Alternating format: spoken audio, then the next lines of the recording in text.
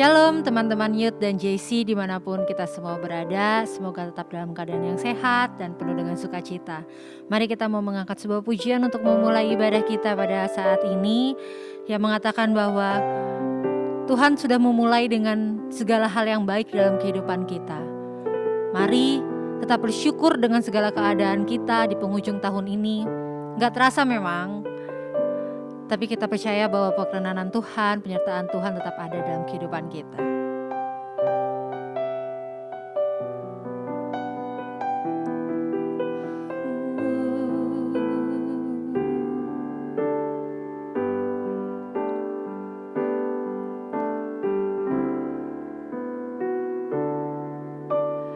Yesus, Kau telah segala yang mulia dalamku. Engkau menjadikanku serupa gambaran-Mu dan berharga di mata-Mu. Yesus, Kau telah karya yang mulia dalamku. Kau berikan hidup-Mu sebagai ganti dosaku, karena kasih-Mu padaku. Sekarang ku memuji-Mu, Allah yang setia, yang tak pernah meninggalkan perbuatan tangan-Mu. Sekarang ku menyembah-Mu, Allah yang mulia, sempurnakan segenap hidupku agar indah bagi-Mu. Kau yang telah memulainya, Tuhan. Yesus, Kau telah memulai karya yang mulia dalamku. Engkau menjadikanku serupa gambaran-Mu dan berharga di mata-Mu.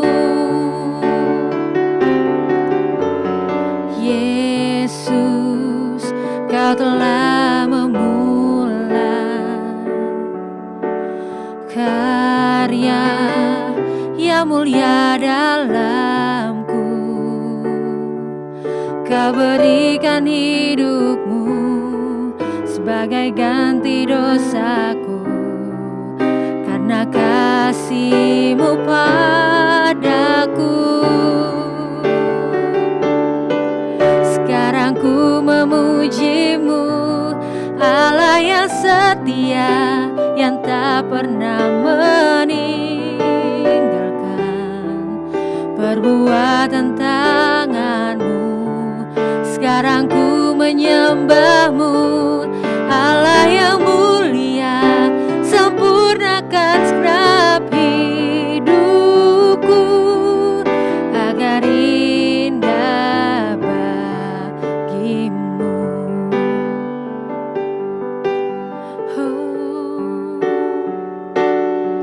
Sekarang ku memuji-Mu, Tuhan. Haleluya.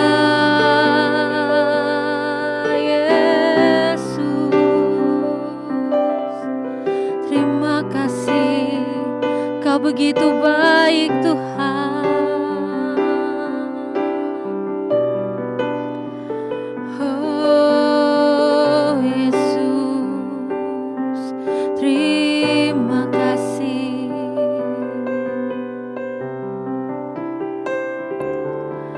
Sekarang ku memuji-Mu, Allah yang setia, yang tak pernah meninggalkan perbuatan tangan-Mu.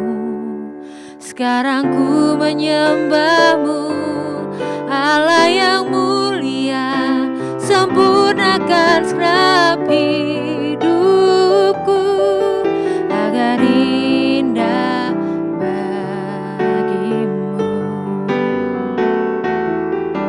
agar indah bagi-Mu, agar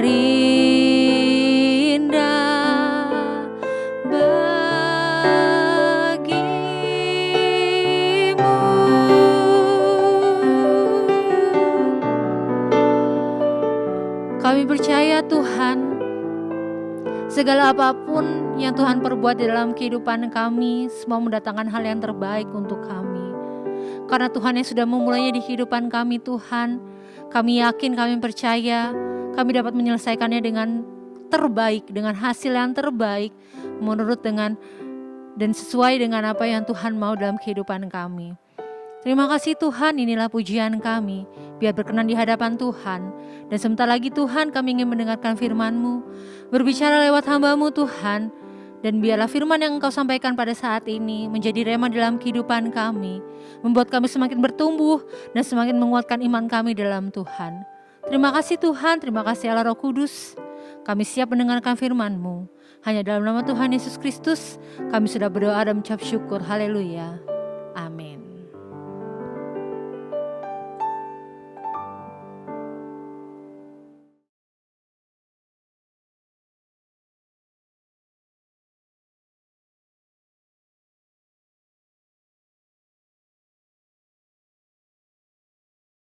Shalom teman-teman semuanya, apa kabar? Pastinya luar biasa ya kalau kita sekarang masih sehat, masih ada berkat Tuhan di hidup kita, berarti itu eh, kita bisa rasakan penyertaan Tuhan. Kenapa? Karena sadar tidak sadar 1 tahun udah berlalu gitu ya dari pandemi yang menimpa, dan dengan dinamikanya naik turunnya kehidupan, kita masih bisa merasakan penyertaan Tuhan. Ya, itu sesuatu yang patut kita syukuri sama-sama. Oke, sebelum kita mulai sharing kita, yuk kita sama-sama berdoa. Selamat sore Tuhan Yesus, bersyukur atas berkat yang Tuhan sudah berikan. Dan kalau saat ini kami ada di sini, sungguh kami tahu itu adalah anugerah dan karunia dari Tuhan. Dan kami mau berterima kasih Tuhan atas hal tersebut. Dan biar kalau sebentar kami akan bersama-sama mempelajari firman-Mu, kami akan bersama-sama ya Tuhan Yesus belajar dari hal-hal yang bisa kami bagikan bersama-sama, biar kiranya ini menjadi rema, menjadi kekuatan bagi kehidupan kami dimanapun kami berada ya Tuhan. Terima kasih Bapa, dan kami bersyukur atas pernyataan Tuhan, atas waktu yang Tuhan berikan ini. Dalam nama-Mu kami berdoa dan kami siap menerima firman-Mu. Amin. Oke, teman-teman, beberapa minggu lalu kita di dunia sedang ada event gitu ya, yang dikenal dengan nama Valentine. Nah, Valentine ini hari kasih sayang ya. Nah, bicara tentang kasih sayang, saya mau sharing gitu ya. Saya mau sharing bukan artinya saya sudah ahli gitu, atau bukan artinya pengalaman saya sudah lama, pasti ada yang lebih berpengalaman gitu, yang sudah menjalani kehidupan dengan pasangan, dengan suami atau dengan istrinya lebih lama gitu ya.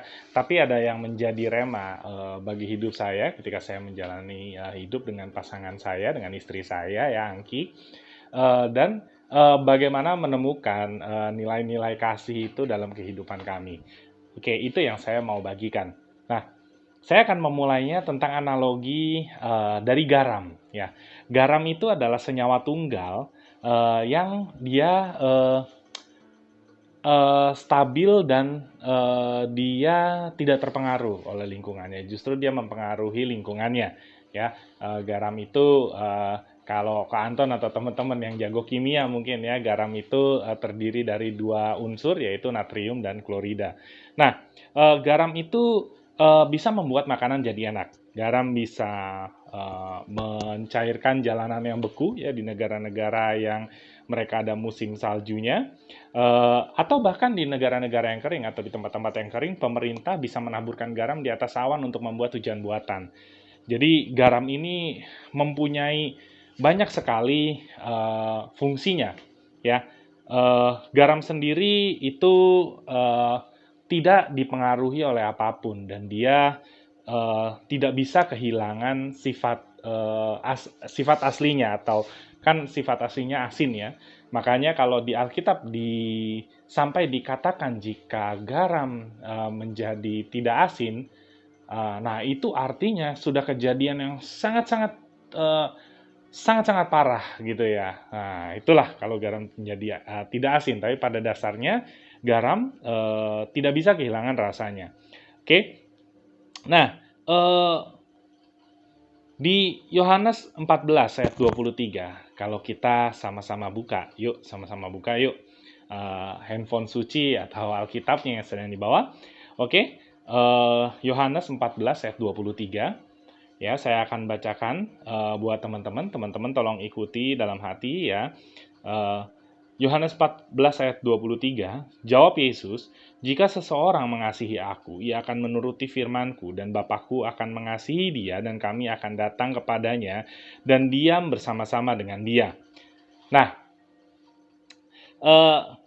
bicara tentang kasih ya, kasih itu merupakan apa ya, seperti senyawa bentukan juga, seperti halnya garam.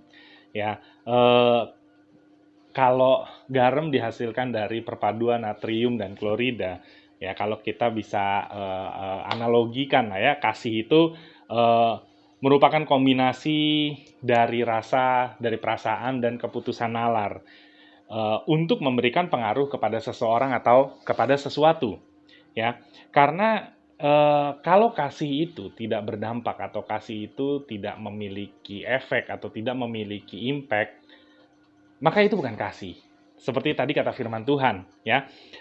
Jika seorang mengasihi aku, ia akan menuruti firman-Ku. Nah, artinya ada buktinya atau ada impact-nya, ada yang menjadi dasar bagi seseorang atau bagi sesuatu untuk menerima sesuatu. Nah, itulah kasih gitu ya. Jadi kalau kalau kita mengatakan bahwa kita mengasihi Tuhan, maka kita akan menuruti perintahnya Tuhan, dan Tuhan pun akan melihat bahwa kita menuruti perintahnya. Jadi ada impact dari sebuah kasih, ya. Nah, spesifik yang hari ini saya mau sharing adalah tentang kasih kita kepada pasangan, ya. Apapun status kita dengan pasangan kita, ada yang sudah menikah, ada yang lagi pacaran gitu ya, lagi proses perkenalan. Yang penting bukan sama mantan ya, karena itu beda konteks ya. Tapi kalau kita kembali lagi ke mengenai mengasihi pasangan, ya itu sama halnya kita menjadi garam bagi pasangan kita. Bukan seperti menaburkan garam kepada luka, enggak ya. Jangan pakai analogi yang miris, yang menyakitkan gitu ya. Tapi maksudnya adalah seperti garam kepada masakan gitu ya, atau seperti garam yang bisa melindungi rumah dari hewan-hewan kecil yang berbahaya, atau tadi ya seperti garam yang bisa mencairkan es di jalanan sehingga orang bisa lewat. Jadi menjadi garam menjadi sesuatu yang berguna bagi pasangan kita. Ya, kalau kita belajar dari garam, dia adalah senyawa stabil. Artinya dia memiliki fungsi yang memang tidak terbantahkan gitu ya. Dia memiliki sifat yang berguna, dan itu apapun yang terjadi di sekelilingnya gitu ya. Tapi ketika garam dimasukkan, maka tempat di mana dia berada akan menjadi asin gitu ya. Akan terpengaruh oleh fungsi dan keberadaannya. Nah, kalau garam itu digunakan untuk menggambarkan pribadi seseorang, maka itu adalah orang yang memahami jati dirinya sendiri, memahami fungsinya, memahami keberadaannya dia, dan tidak terpengaruh dengan situasi apapun ya, dengan situasi atau kondisi. Nah, Itu yang semestinya kita terhadap pasangan kita ya, kita menjadi sebuah pribadi yang seorang pribadi, sorry, yang memang sudah memahami jati diri kita dan siap menjadi berkat bagi pasangan kita. Ya, Adam, kalau kita kembali ke ceritanya Adam ya, eh, Adam itu merupakan pria pertama karena dia dijadikan di dunia tanpa wanita gitu ya. Karena emang waktu itu cuma Adam diciptakan di Taman Eden, sorry bukan di dunia ya, di Taman Eden. Di Taman Eden nggak ada wanita, jadi dialah jomblo pertama di Taman Eden ya. Oke, dia pria single pertama, tapi bukan Adam yang menjerit bahwa dia kesepian ya. Bukan Adam yang meminta sama Tuhan bahwa dia memerlukan pasangan, enggak. Tapi justru Tuhan sendiri yang mengatakan. Coba teman-teman sama-sama yuk kita lihat di Kejadian 2 ayat 18. Ya, di Kejadian 2 ayat 18. Oke, silakan teman-teman perhatikan, saya akan bacakan. Tuhan Allah berfirman, tidak baik kalau manusia itu seorang diri saja.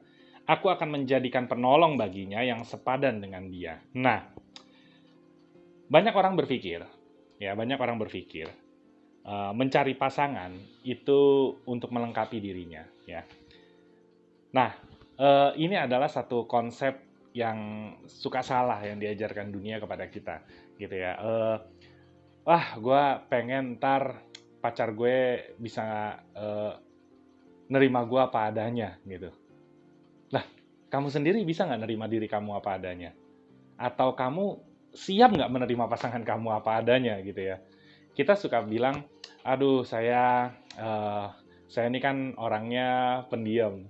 Ntar saya nyari pacar yang dia ceria, yang dia aktif deh, supaya kita balance gitu.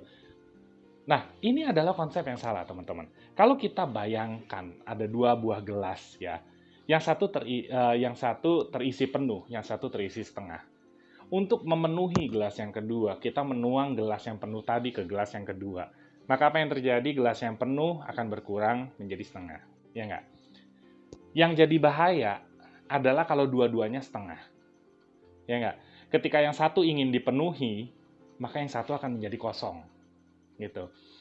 Eh, Kalau kita berharap pasangan kita adalah pribadi yang bisa mengisi kekurangan kita, bisa melengkapi kita, justru yang terjadi malah jangan-jangan kita yang membuat mereka jadi kering. Nangkap nggak?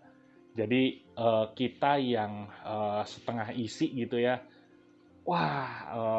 mereka yang harus terus ngimbangin kita. Yang terjadi adalah pasangan kita menjadi lelah, pasangan kita menjadi capek, mereka akan menjadi kosong, mereka akan menjadi kering.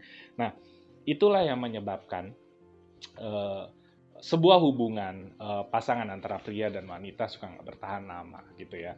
Pacaran cepat putus gitu ya, atau di dunia sana banyak sekali pernikahan yang gagal, yang bercerai dan lain-lain. Ya karena hal-hal yang sifatnya seperti itulah ya. Nah,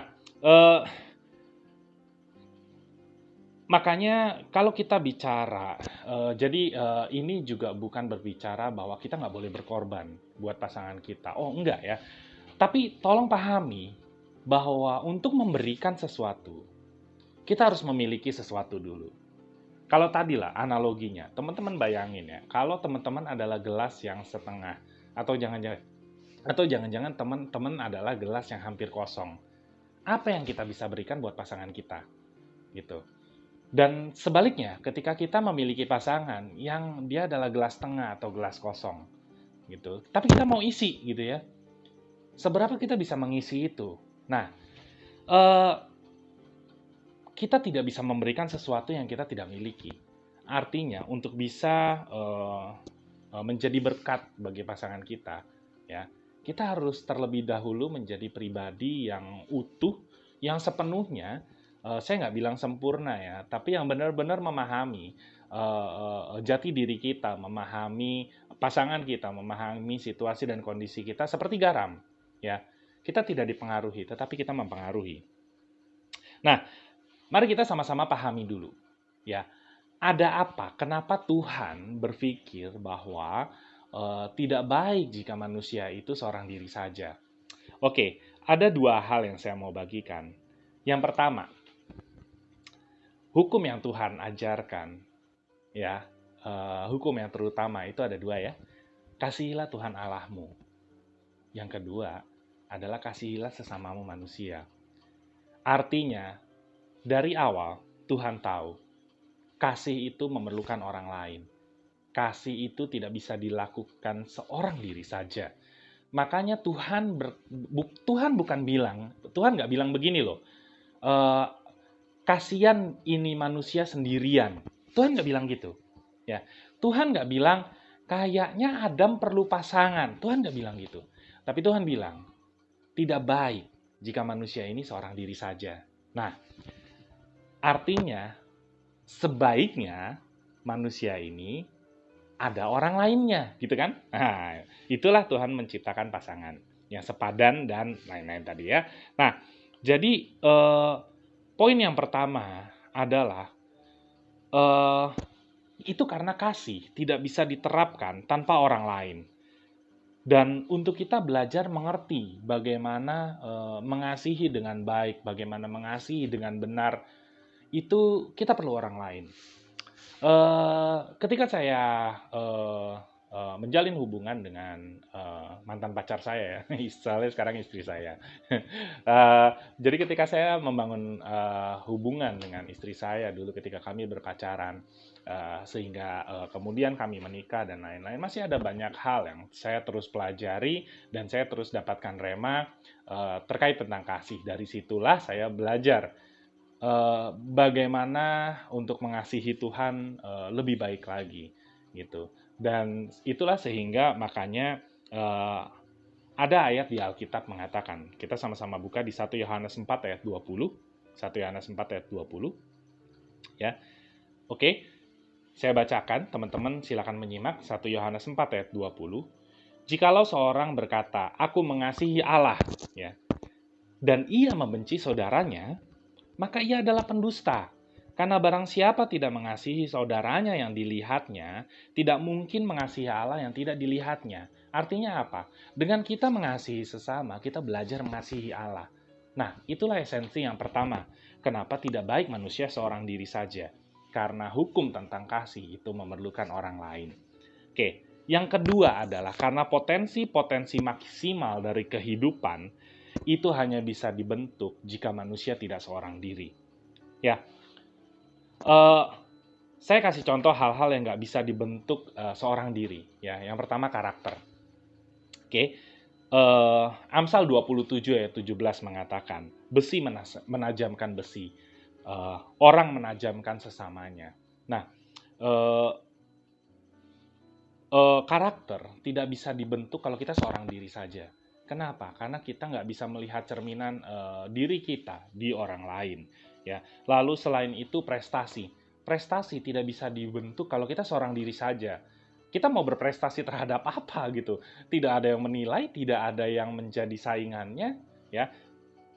Dan yang paling penting adalah panggilan untuk membentuk keluarga untuk memenuhi bumi. Ya. Karena Tuhan berfirman ketika Dia menjadikan manusia, ya, katanya di Kejadian, di Kejadian,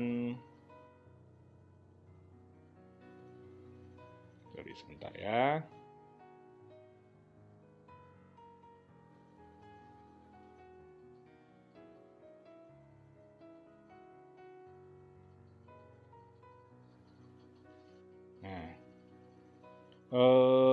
Kita lihat di Kejadian 1.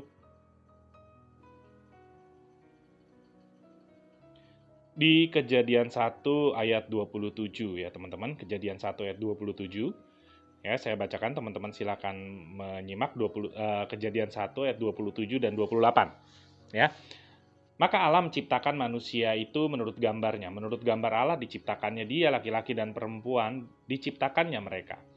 Allah memberkati mereka, lalu Allah berfirman kepada mereka, beranak cuculah, dan bertambah banyak, penuhilah bumi dan taklukkanlah itu. Berkuasalah atas ikan-ikan di laut dan burung-burung di udara dan atas segala binatang yang merayap di bumi.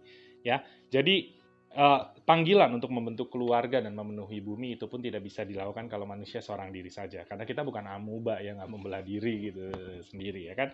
Oke, nah kembali ke kehubungan kita dengan konsep pasangan ya.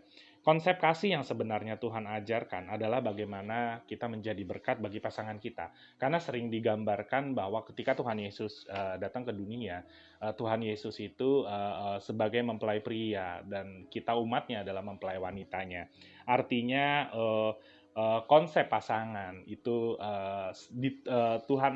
Tuhan kemukakan untuk mengajarkan kita tentang bagaimana kita menjadi berkat bagi pasangan kita.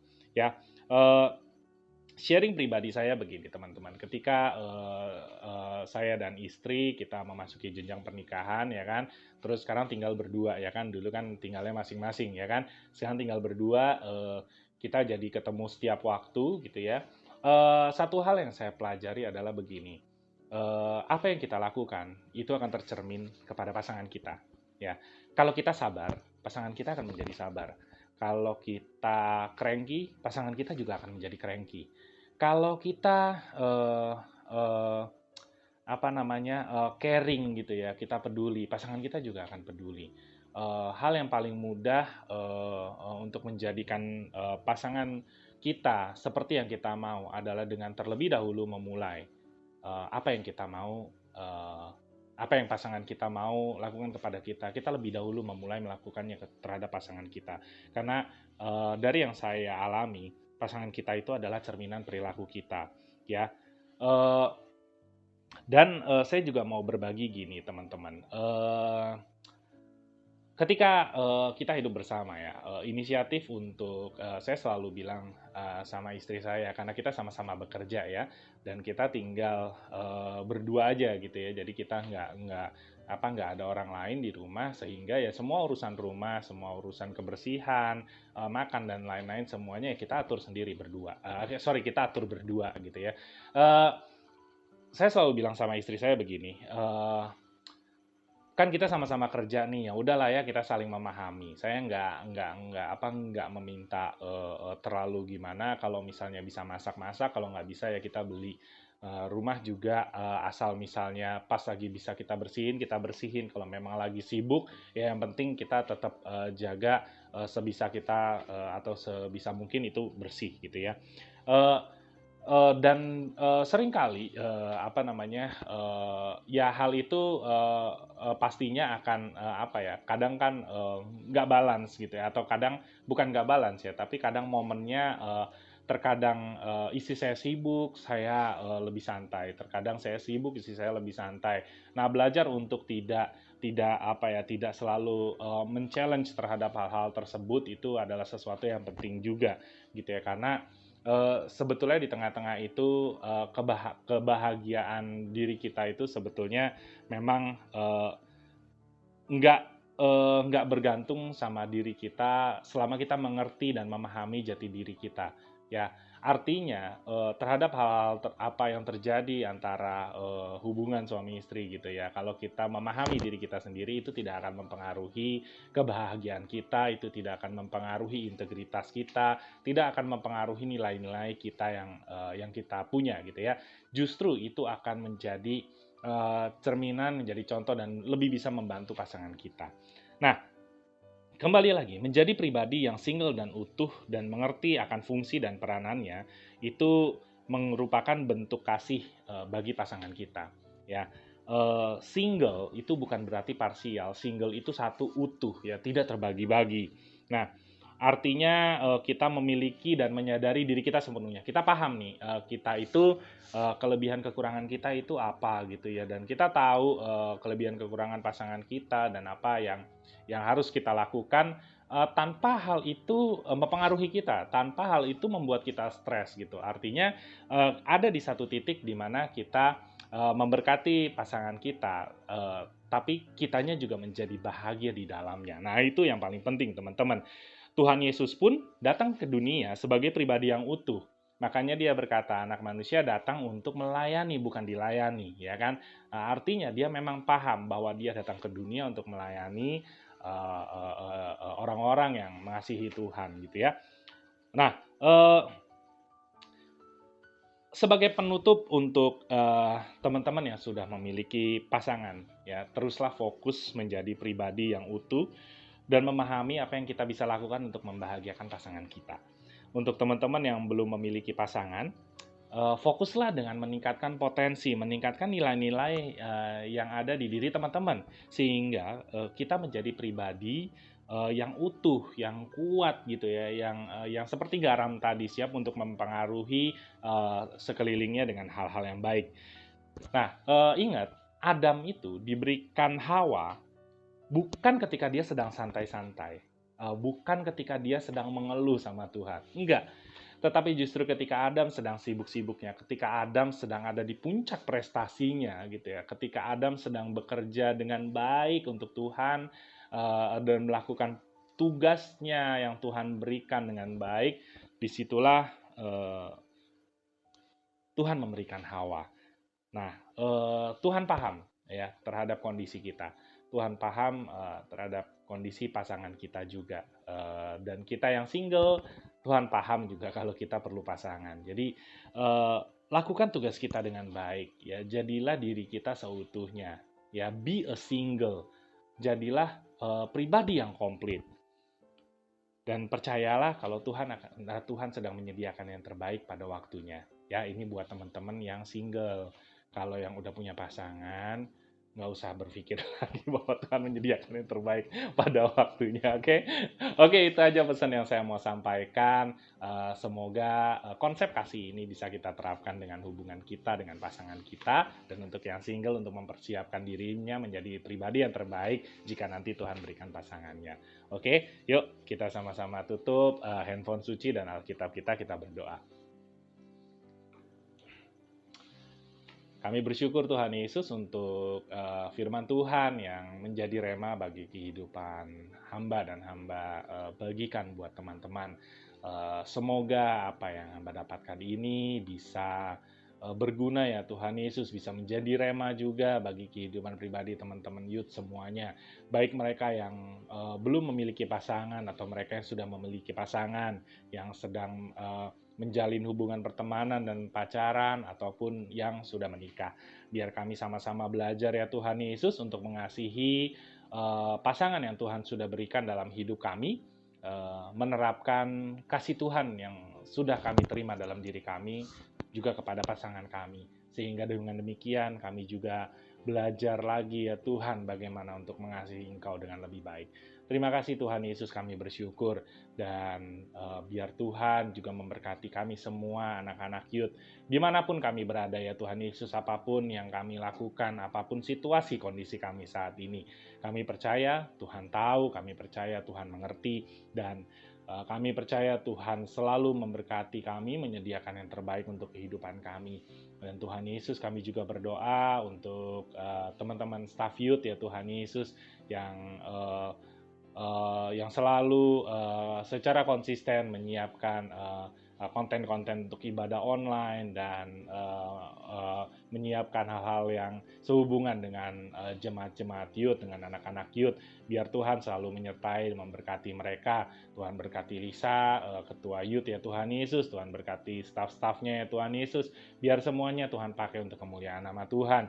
Dan gak lupa ya Tuhan Yesus, kami berdoa untuk setiap diri kami, biar firman yang kami terima ini ya Tuhan Yesus bisa kami terapkan dalam kehidupan kami sehari-hari. Kami mohon pimpinan Roh Kudus untuk terus membuat kami, untuk terus mengajar kami menjadi lebih dan lebih dalam lagi di dalam Tuhan.